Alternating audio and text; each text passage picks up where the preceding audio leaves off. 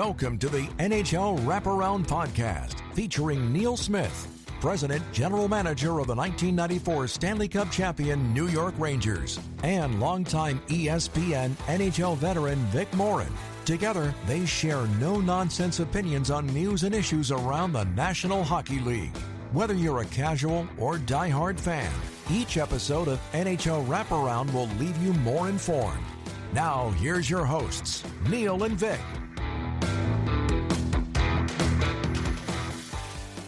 Welcome to NHL Wraparound. This is the Celebrity Edition, and this will be the third installment in this part of our franchise. Previously, we've had Major League Baseball manager Bobby Valentine and Hall of Famer entrepreneur Chris Chelios joining us.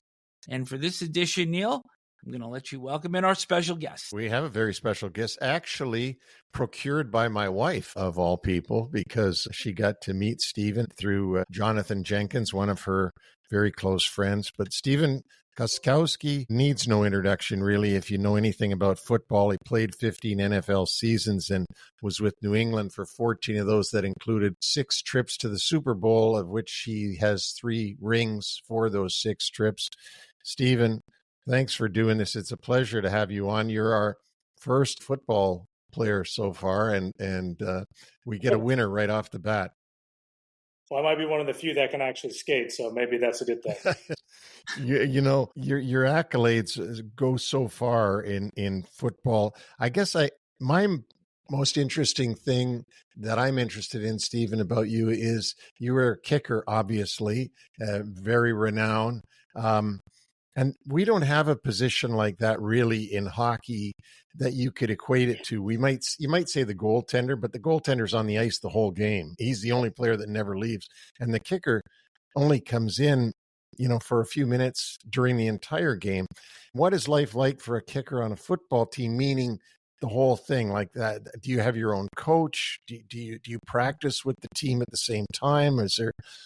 Does it work any different than what you would think because of the specialty of your position? Yeah, so from my experience, I played a ton of different sports growing up. If there was something that you could do with the ball, I wanted to try to do it, and I wanted to try to beat anybody else who tried to do it. So when it came to time to play football, they just kind of asked if anybody could kick the ball. And then the first time I ever kicked the ball, everybody was like, ooh, like how far I could kick it. And it kind of just it fell into my lap. It wasn't something I was going out to do. And then I ended up playing baseball in college as well as football. And then I could have also played soccer. Baseball and soccer were my number 1. Number 2, football was number 3.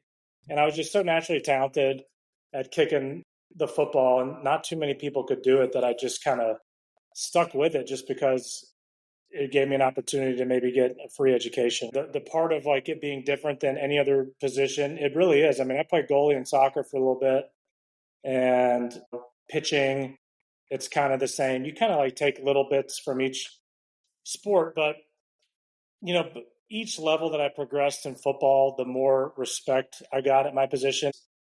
It's a very unique position, and it's one that you really have to teach yourself how to enjoy and how to become consistent at it, because like you said, you're sitting around waiting for your number to be called, and you don't know when that's going to happen, and you don't know what the scenario is, and you don't know if it's going to be a hard kick or an easy kick or whatnot. It's something that you have to do through learning. So mentally, it was being able to deal with failure. I feel like helped playing all these other sports, but nothing could compare you to the kind of position that you're in kicking wise, because you just have no control. You have no control over literally any scenario that you'll be in. So starting out in high school, I'd practice all by myself with the other guys. And then you get together with the team 5 minutes at the end of the practice and practice special teams.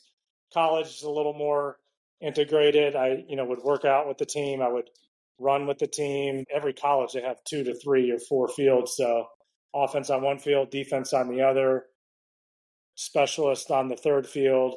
They would all come together on one field for when they did team stuff. So like half the practice, you're kind of on your own. Half the practice, they're working you into whatever the special team is that day, whether it's kicking off, kick return. And usually you kick field goals either at the beginning or the end of every practice. And then when you got to the NFL, it was even more involved. I mean, I did every workout that everybody on that team had to go through in the off season. There was no like specialized kicking workout. And that was one way to prove you're a decent athlete and that you belong to be there. And anytime you get to a level where someone is one of the best in the world at what they do, they're pretty good athletes. A lot of the specialists were rugby players, all-state golfers, all-state other sports. So each level you garner a little bit more respect. And I'd say if a football practice is 2.5 hours long, I'm probably realistically practicing half of the time, and then the other half just exercising or staying loose or whatnot. And I think one of the biggest things that can really make a specialist feel different is that there's a point of diminishing returns. Like I could go out there and kick 7,000 kicks a day.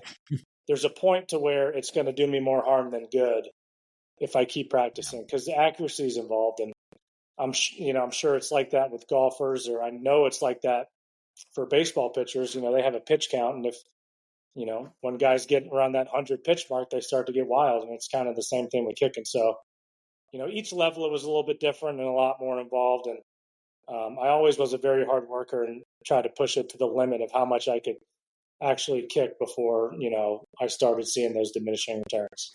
So at the NFL level, bonding is the thing I always think about it with team sports, NHL, American League, college, everything.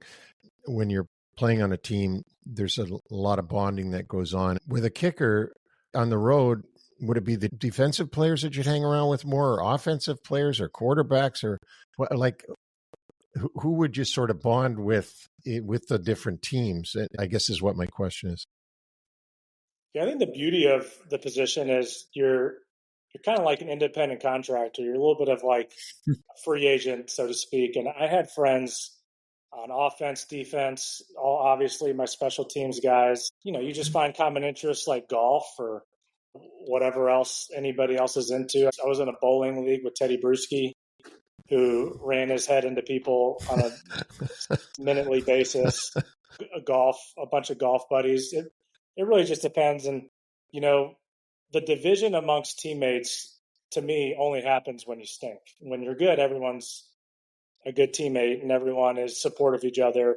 If the guy next to me sees me working my butt off to get my job done and vice versa, there's a commonality of respect at that level, because in the NFL, you only get 16, now 17 games. So every game, every point, every play can have an impact on the end of the season.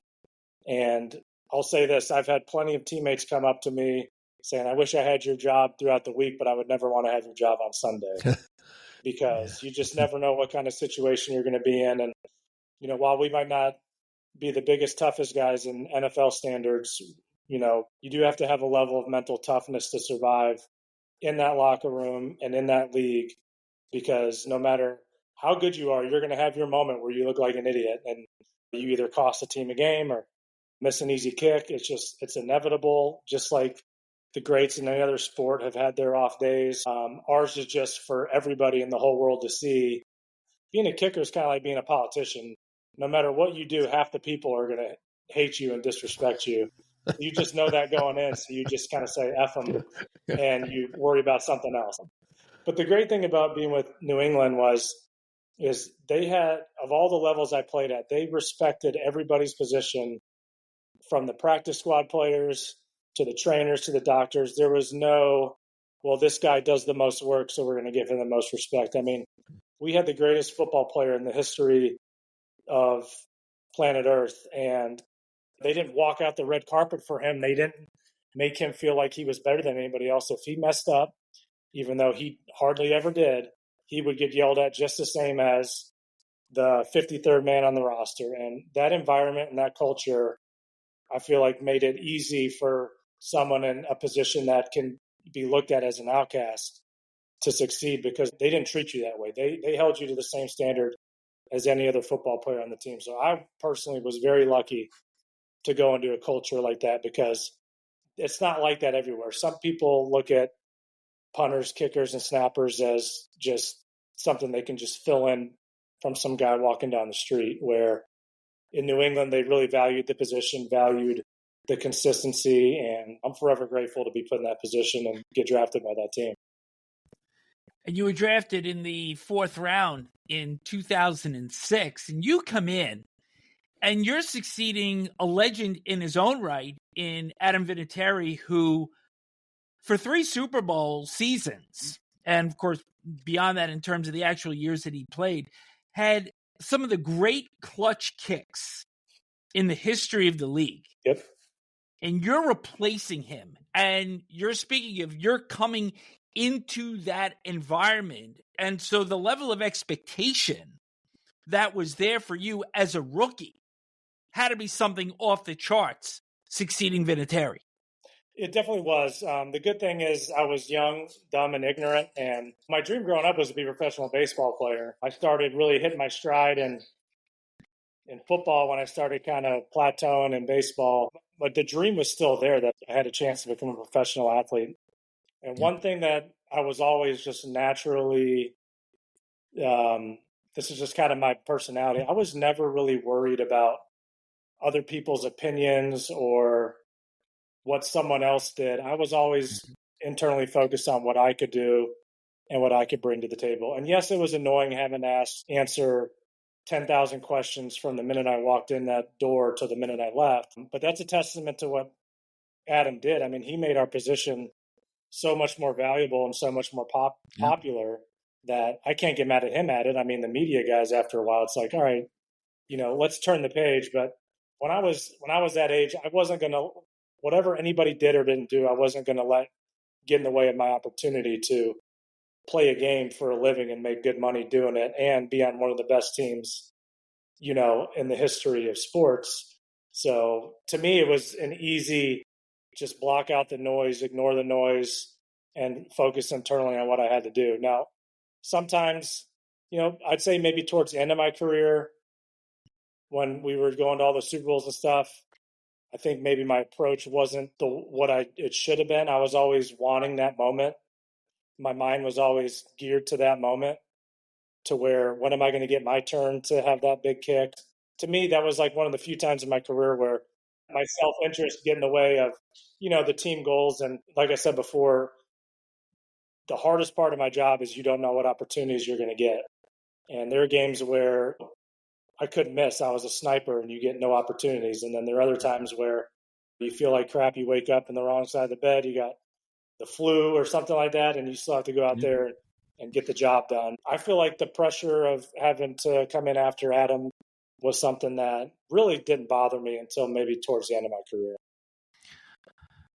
And probably the expectations of a legendary head coach. He's having a little bit of struggles down in North Carolina this year in his first year of college coaching after a very celebrated career in the NFL. What was your relationship with Bill Belichick? And for a kicker, is he the guy that only paid attention to you when you missed because it was costing the team points, or was he as invested in you as a person and as an athlete as he would have been for the other members of the team, the other 52 players? The best thing that Coach Belichick ever did for me was he held me to a very high standard, just like he would any other person. The worst thing that you can do is have someone have pity over you when you screw up. I mean, while my position might be different, I've never was and never want to be treated like a charity case. Like, if I go out there and mess up, I don't want people to feel sorry for me. Like, that makes me feel terrible. I feel bad enough when I screw up. Nobody's harder on themselves than me. I don't want people to feel sorry for me. I knew what I got into. I knew that you could either be the hero or the zero. And Coach Belichick treated me just like any other athlete. He showed me a ton of respect, and he held me to a very, very high standard. Now, to me, Coach Belichick was involved in every aspect of the game. He was always in there, whatever drill was going on, coaching, whether it be the gunner on the punt team or me or even the holder. Like, he was invested in every aspect of any part of the game. that could possibly happen under his watch. And it's not like he would come down and sit down and watch film with me and give me kicking tips, but, he would stand right next to me when I was kicking, and he would be like, "Why are you nervous?" He's like, "I'm going to be on the sidelines during the game. If you can't kick in front of me right here, I don't think I can trust you on Sunday." So, he would do things to try to like throw you off and test you mentally. And I would say he was very invested for a head coach in special teams. Like he definitely treated it as like 1/3 of the game. Stephen, I know you spent some time in Buffalo and then, of course, so long in the New England area and became a bit of a Bruins fan. And Coach Belichick, to the outside world, has this very gruff exterior and, of course, winner, winner, winner. Is there anybody in hockey that you know of that you could compare Coach Belichick to that you think of? Man, not that I can think of. I haven't met too many coaches. I have met a ton of players. I mean, I think Coach Belichick is one of one. I mean, he for the time that I was there, I have no idea what he's like now, but by the time I was there, I've never been around him and Brady in general. I've never been around two more focused, more let's always find a way to get better, like people in my life. Like their focus was unmatched, their strive for greatness, and the way he could keep people motivated was unlike anything that I've ever even come close to being around. But that wouldn't work in a sport like baseball or hockey or basketball where there's 80 plus games, 162 games, and in baseball, like you would crumble if after like game number 10 you're like, man, this guy's all over me. Like I think there has to be a little bit more leeway in those sports. Not that they're not hard on their guys, but if we lost a football game going in on Monday, it felt like you're going into somebody's funeral or like someone's dog died. Like you didn't even want to like lift your head up. You just walked in and shut up, where other sports you got to find a way to keep positive through the bad times. So it's tough to say that he's like anybody that I would know in hockey. It would be pretty funny to see him yelling at a referee on the bench on the ice. I'm sure he would give them a good earful. It seems like those hockey refs take a lot more talk than the NFL ones do. And Tom Brady, who obviously in my lifetime is in with those Michael Jordan, LeBron James, Wayne Gretzky level of superstars. There's not even a word for them. Is there anybody that you could think of in another sport that Tom Brady would relate to? Derek Jeter or Wayne Gretzky, or would there be somebody that you've met or have happened to come across that you thought, geez, he's just like Tom? The same thing. It's hard to compare anybody to Tom. I mean, I would say, like a Michael Jordan, Kobe Bryant type. I've never been around Wayne Gretzky. I mean, he's obviously the greatest to ever do it. But Tom is so unique because I guess Wayne Gretzky's a little bit like that. I mean, I'm sure Wayne Gretzky couldn't lift a lot of weight. Right. And he wasn't like physically intimidating. Now, Tom's a big guy, but Tom was one of the slowest guys on our team. We used to have to go work out with the quarterbacks, and we were doing a vertical test one morning, and you could hardly fit a credit card under how high he could jump. I'm like, this guy's the best player to ever play, but he was just so damned and determined to be the best, and his work ethic was unmatched. I mean, and just like his organization and like the way he took care of his body. I mean, I know athletes have taken care of their body for a long time, but he took it to a new level. I mean, his day was planned out from the minute he woke up to the minute he went to bed. And the amount of study that he does, the amount of studying the football guys have to do, especially quarterbacks, that cannot be matched in any other sport. He knew the answers to the test before he went out there, and the way he could process information. And if you've ever been to a football game or been on the sidelines or sat close to a game, it doesn't do it justice on TV how fast those guys are moving and how quick a play unfolds. I'm sure it's the same thing in hockey. I mean, on hockey, watching a game on TV, you can follow the puck. When you're up there close, you just see how fast these guys are skating and cutting and get on the edges. And the handling the puck and passing and their hand-eye coordination, it just doesn't show on TV. And it's the same thing with the football. Like, things happen so fast and it's such a high rate, and the athletes are just so big, so fast, and so strong. The fact that he was able to do what he did now I talk about, he obviously is a great athlete, but as far as like speed and strength and jumping and running, he wouldn't have been picked first in any draft if it were up to like combine numbers. And then when you saw his will to win and his heart and his killer attitude that would just step on your throat and crack your neck when the game's on the line, that's why, it's like the Kobe Bryant, Michael Jordan thing. Like, you want the ball in his hands at the end of the game, and the other team was scared if he had the ball in his hands at the end of the game. I know that. So, Stephen, I know you were born in Louisiana, then your family moved to Buffalo. They're all from Buffalo. Is that where you learned to ice skate? Because I'm sure it wasn't in Louisiana. Definitely wasn't Louisiana, but yeah, we live right by the University of Buffalo. They had a rec center with 2 big rinks in there, and it was like $1 open skate, and I would go every single day to skate. And we'd play street hockey almost every day. I was the smallest kid in the neighborhood. I actually got my 2 front teeth knocked out playing street hockey when I was in 3rd grade. So, quick trip to the dentist. So I got a couple war wounds to tell my story. Yeah. But, my love for hockey was very strong. And then we moved down to Mississippi and there's no hockey. And, I stuck out like a sore thumb being the kid from the North, hockey playing, to moving down south. So that's how my parents put me in soccer, because there's no hockey. And then I ended up learning, how, naturally strong my leg was, because I always had, for my age group, the hardest shot, or I could kick the ball the farthest. And, that's why I kind of stuck with that and played baseball religiously. And, that's kind of how I fell into football. Is just I went out for football my freshman year. And the only reason I went out for football was so I didn't have to have my last 2 periods be a study hall, because I was a really hyper kid that didn't like to sit still. And I'd rather go run around and play football with my friends than have to do more studying. And so just at the end of practice one day, freshman football, you just kind of, hey, what position you want to play? You do some drills. At the end, they're like, can anybody kick or punt?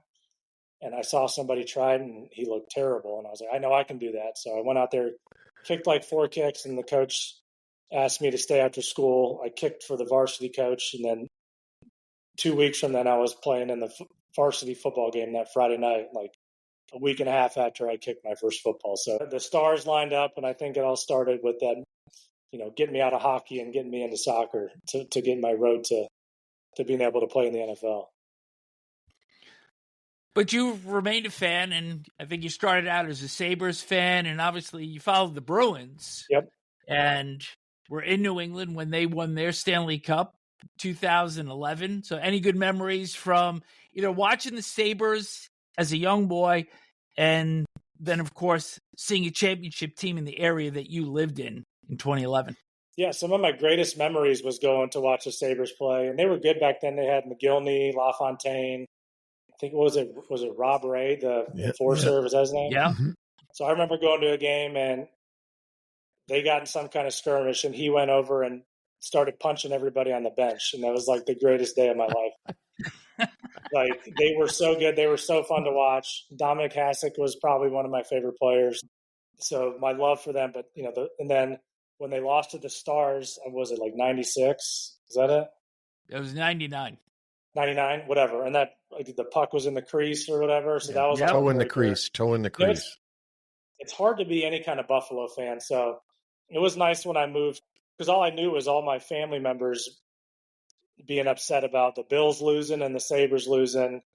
And, then we went to Boston, and, every team started getting very good. And I got to meet a bunch of the Bruins guys. I was at Game 6 when they played the Canucks.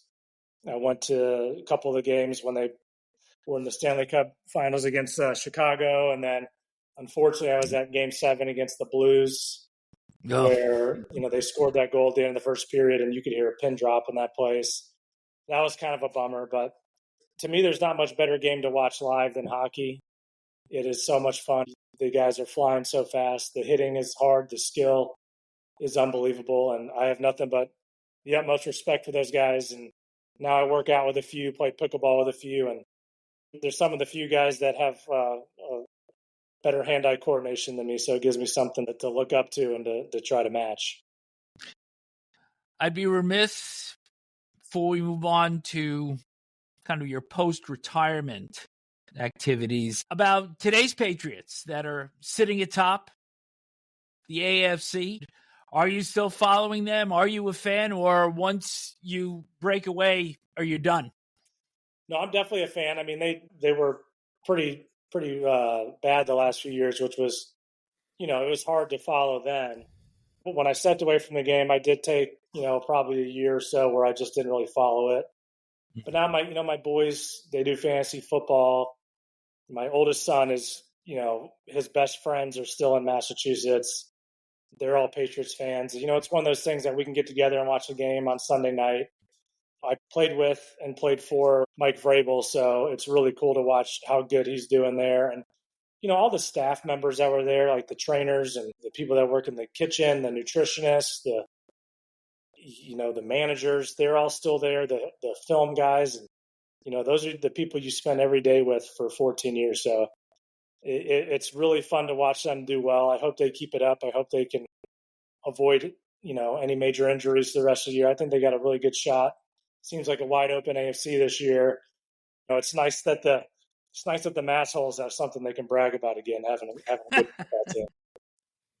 Stephen, I want to come to the current topic stuff that we have a mutual interest in, you and I, because we've had some conversations about it, and that is the difficulty of people that have been in professional sports for a long time to transition back to quote unquote normal society or being in normal life. And I do know that after you retired, you went and got your MBA, which I'm sure a lot of people would be shocked at, when you certainly had enough money and enough stuff in your life that you didn't need to do that. But that, again, I guess reflects your work ethic.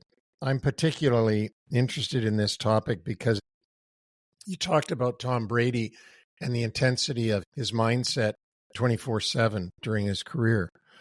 And that robotic type of mentality, which you have to be able to be ultimately very successful, is a very hard thing to discard just because your career stopped. I think your brain wants to go back to that robotic type of thinking, but that doesn't do you any good in normal society. So what are your thoughts on that? I know you're trying to help other athletes with this. Definitely. I mean, when you're done, you're done.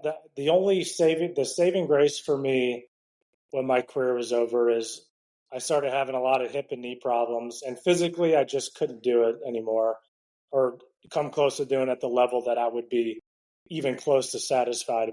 I just physically wasn't able to do it at a professional level anymore. So mentally that helped me move on. I mean, it still stunk and I still missed it. But mentally that helped me move on. And the NBA really helped me kind of buy some time and have a goal and have something I could focus on that took my mind off of, my career being over. But it is tough. I mean, the circle of focus is so small when you're playing that when you're done, the circle's as big as the entire room. Like, you don't know which direction to go in, and you're always used to having somebody tell you when to eat, where to go, when to go to sleep. You got someone checking curfew. You got people telling you, checking your weight every week to make sure you're not getting overweight. You got strength coaches there to making sure you're not, missing out on a workout. And then when it's all on your own, and the people who have been fortunate enough to be in professional sports or play, you get treated at a different level. I never had to wait for a doctor's appointment in my life, let alone set one up for myself. So then I, moved down here to Nashville. I'm not a player anymore, and I try to get in there. Like, yeah, it'll be like a 3-month wait. I'm like, 3-month wait? Just little things like that takes a while to get used to. I think as an athlete, you miss the competition, you miss the goal to strive to be the best at something, and I think that's the hardest thing to find when you go into a world where, you're in your 40s and the only real world experience you have is maybe some business deals you've done on the side or whatnot. It's not like you can fill your resume up with all this experience. Like, well, I worked with this company for 10 years. Well, I was an athlete for 15 years. So then you try to go towards the athletic realm, whether it's, the broadcasting or sports radio or media or whatnot. And, For some guys, that's great. For some guys, it doesn't completely fill the cup. During my MBA, they had like an executive coaching class. And that's what kind of got me geared towards, the life coach type, help other people thing, because I learned so much in that class that it really piqued my interest. And, I'm at the stage in my life where if I can help other people get over a tough time, I don't want to make it seem like it's like the worst thing in the world, but, a part of you, when you can't compete anymore, the part of your soul is just like a little bit different. And if I can help guys garner through that, help myself along the way, I mean, that's a win-win situation, because to me, I'm doing very good mentally. I'm at peace, and I'm motivated to get myself going and show my 4 kids that, I can offer this world something other than kicking the football. But it is still hard. And there are days you're like, man, why am I doing this? Or what am I going to do tomorrow?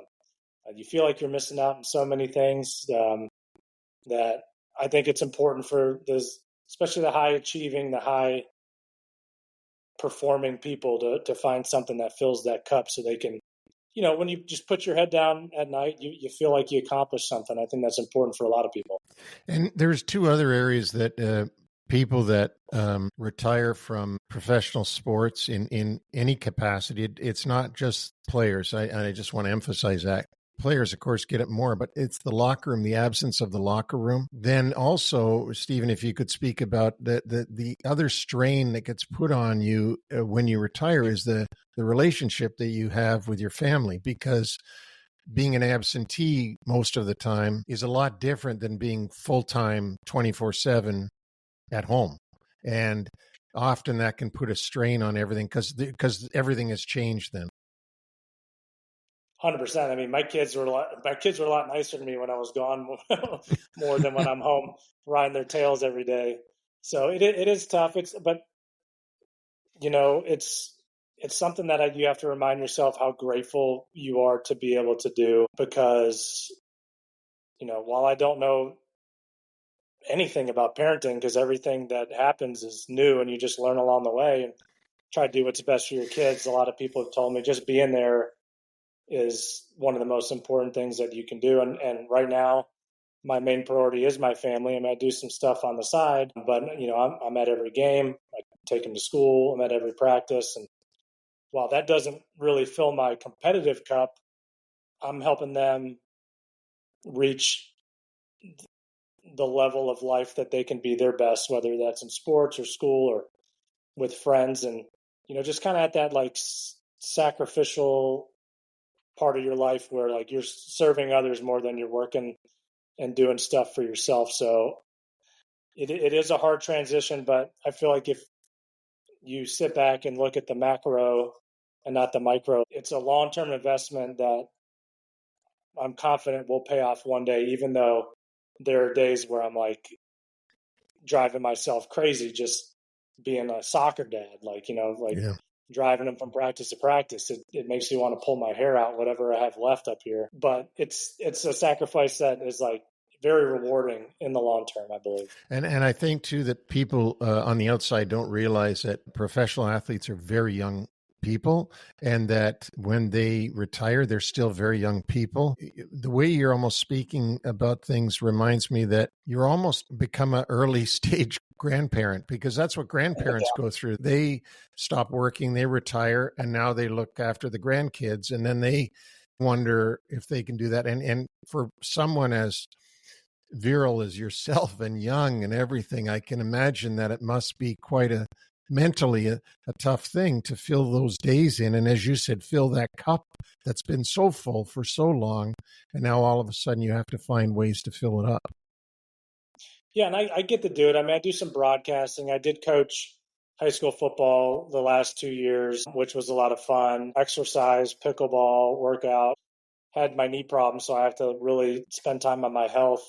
So I find ways to fill that cup, whether it's golfing or, pickleball or whatnot, or even just playing horse against my kids. So I find ways to do it, but there are times where it does get tough. But, I've been thinking about what my next plan is. I've been wanting to get my private pilot's license. So that might be my I don't know if that's a midlife crisis thing or just something attacking something so I can be motivated to be great. I haven't decided which one that is yet, but that's my next step.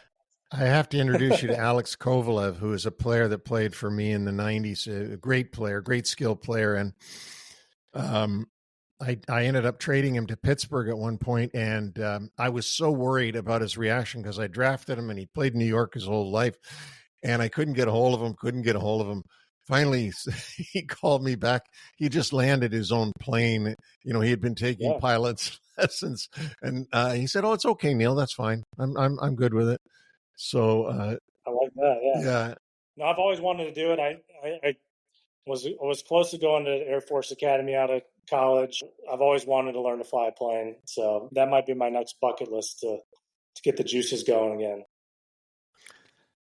Stephen, before we let you go, you put so much into your career, from an early young boy, just the dedication and everything that you put in. There's even the story that when you kicked in college, you only used a 1-inch tee as opposed to a 2-inch tee because the scouts would be able to better evaluate you. So you've really invested in yourself for such a long time.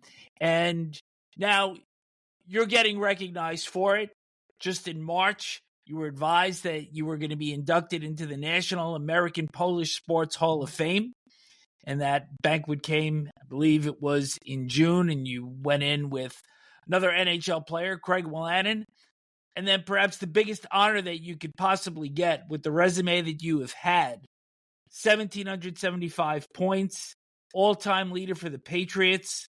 You also hold the NFL record for consecutive points, and you're eligible for the Pro Football Hall of Fame next year. That'll be a tough ask. My position, I'm probably about 5 years too short of getting in with my playing career. If I would have had a couple of those game winners like Vinatieri had, maybe I'd have a chance. But I played sports because I loved competing. Anything that you can do with the ball, whether you can throw it, catch it, kick it, whatever, it made me happy and it brought me a ton of joy. And while I did work my tail off and there were times where it was business-like, I always made sure that I had fun and was having fun doing what I like to do. And I think that's very important. The hardest thing is, especially with youth sports, is kids are worried about getting college scholarships when they're in like 6th grade, 5th grade. And, you got to make it fun or you're going to get burnt out mentally. If you can't make it fun, hard work shouldn't even be something that is negotiable. Like that should be, if you're going to make it far, that's a non-negotiable. You got to be able to do it, but you got to be able to have fun. You got to get enjoyment out of it. It's got to give you a sense of pride. I mean, there's been moments in my career where, especially towards the end, where if I did well, I felt relieved. And if I did bad, I felt really bad about myself. And that was like one of the few times I just didn't enjoy it. For 95% of the time, I had fun. I found ways to make it fun. I found ways to challenge myself. And seeing how it was being burnt out and not enjoying myself, it was miserable. You would have thought that I was picking up trash for a living, how I felt, because it just was like not the same person that I wanted to be. So I just feel like you got to enjoy it. You got to love what you do if you're going to be successful. And, that's just something that I'll always believe in.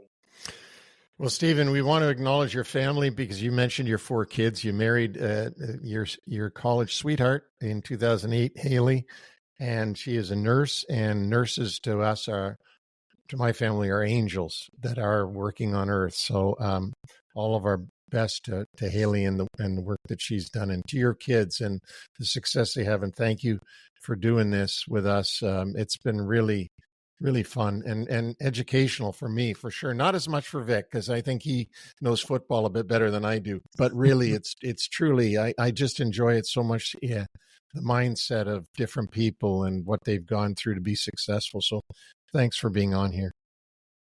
Well, I appreciate it. It was fun. And, I'm a lover of all sports, and hockey was one of my first. It's pretty cool to talk a little hockey too. A quick story. Me and Pat Chung, he was one of our safeties.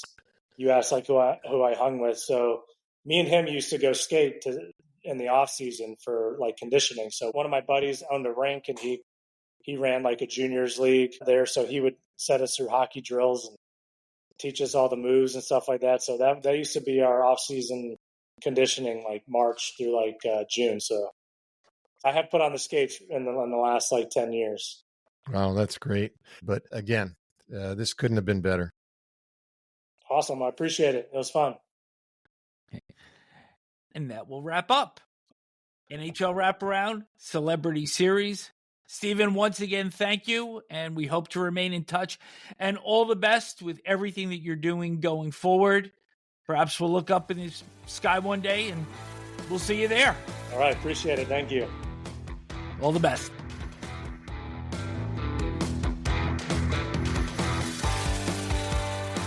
Thanks for joining us on the NHL Wraparound Podcast. Don't forget to subscribe to stay up to date on all the NHL action.